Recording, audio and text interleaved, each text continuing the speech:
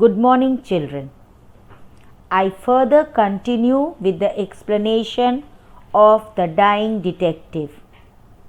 Just a recapitulation that I had told that Mr. Holmes had asked Dr. Watson to bring Mr. Culverton Smith.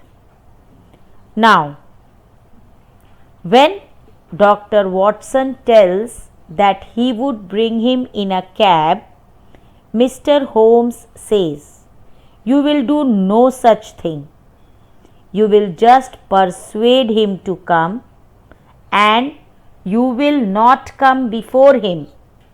You will reach here," means Dr. Watson should not accompany Mr. Smith. Dr. Watson should reach Holmes before Mr. Smith comes, and Holmes tells him that you make an excuse that you cannot come with him.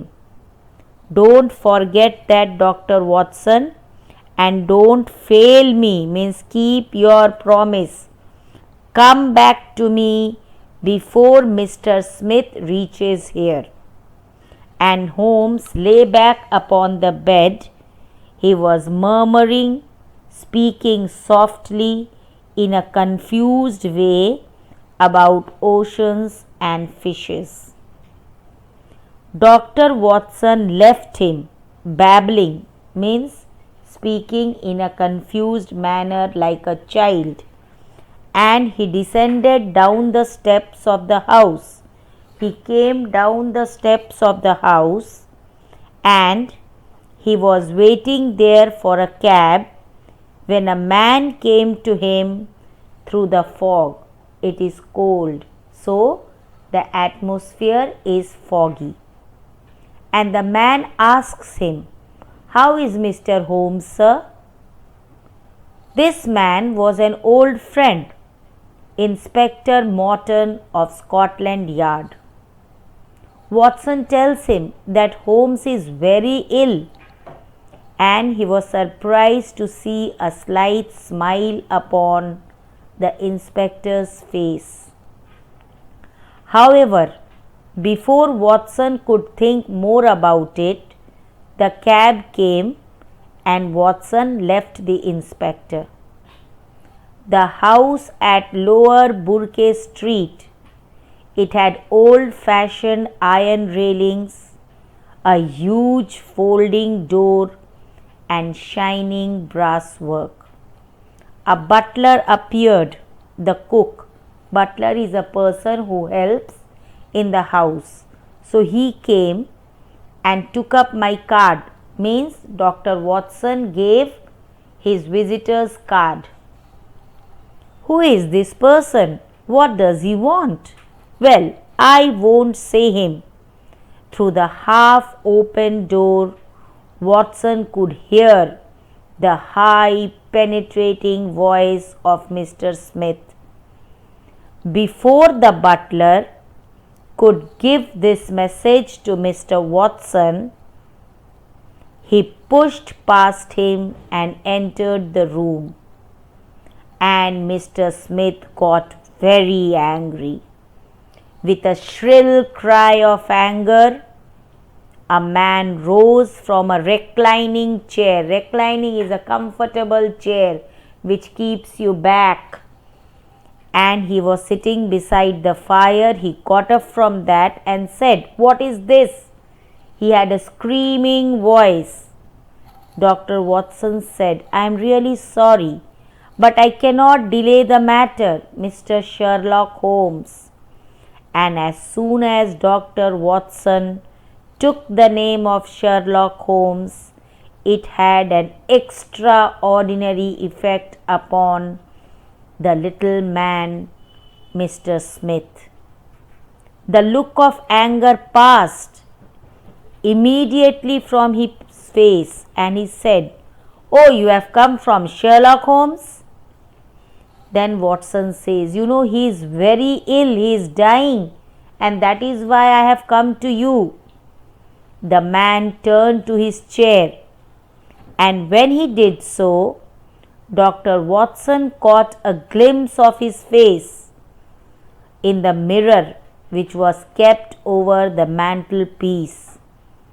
His face was malicious, cruel, and he had a hateful smile on it.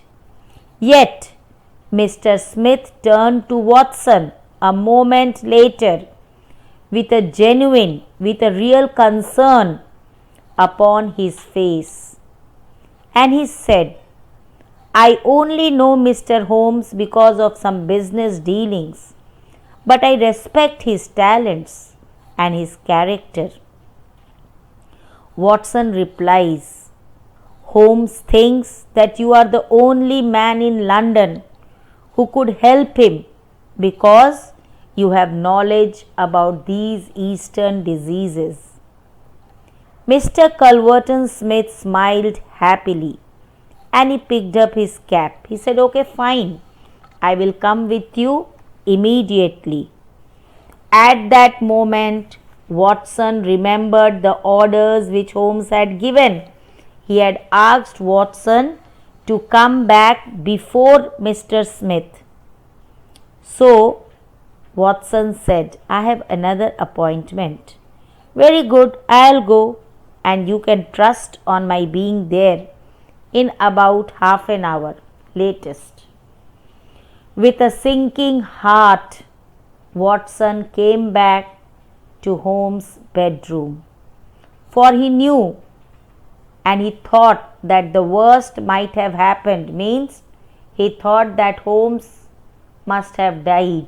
But to his relief, Holmes had improved in the interval of time when he had gone to bring Mr. Smith. Well, did you meet him, Watson? Holmes asked him. Yes, he is coming. Admirable, great, Watson. You have done an admirable job. Now you please disappear from the scene. There is some space behind the head of my bed and you go and hide over there. Holmes, Watson exclaimed. Holmes said, listen, there is no alternative. The room does not offer you any place of hiding, concealment. And don't budge, you don't move from there, whatever might happen.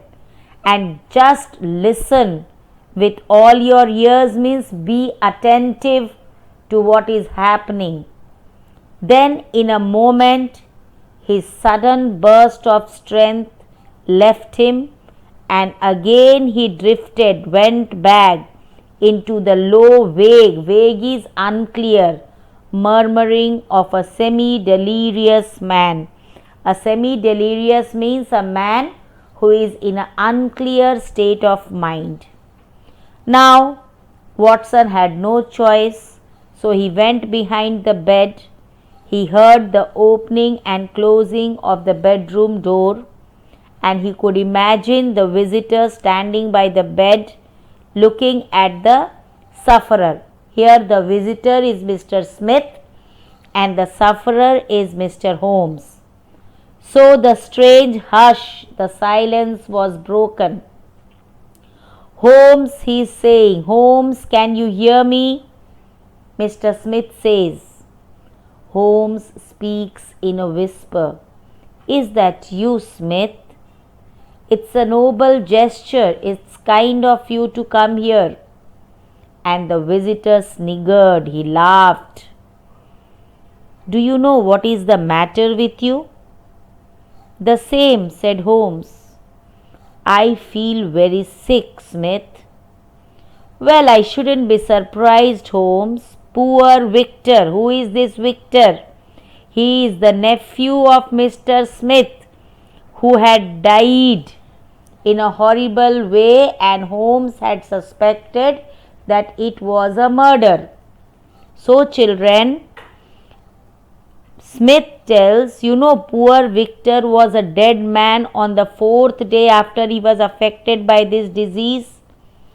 It was certainly, as you said, very surprising that he should have contracted. Contracted means that he was affected an out of the way Asiatic disease in the heart of London.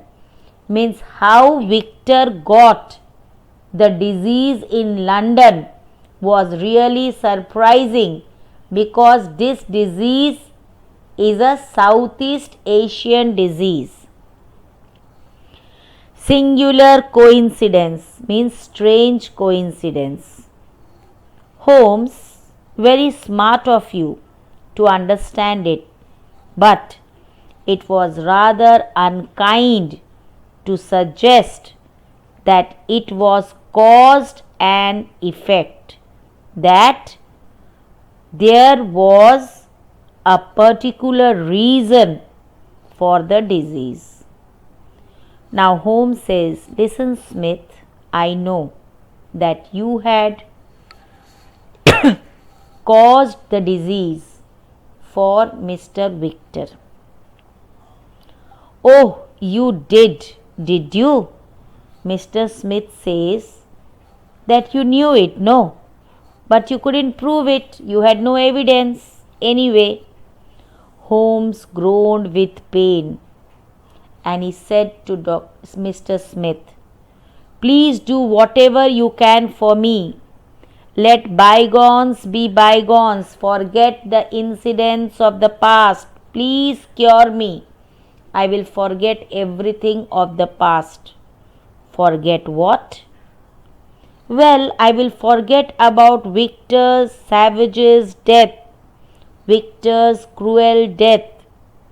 You as good as admitted just now that you had done it. Holmes tells this to Mr. Smith that listen, you have admitted that you killed your nephew Victor, but please cure me, I will forget that. And Mr. Smith tells him, whether you forget or you remember it, you do as you want. It matters nothing for me that you should know how my nephew died. I don't care. It's not with him we are talking about. It's about you. Yes, Holmes says, I am too ill to think about all this. Please cure me. And that is what Holmes wants. Children, this is the second part of the explanation. We will continue with the last part of the explanation of the dying detective. Thank you for today.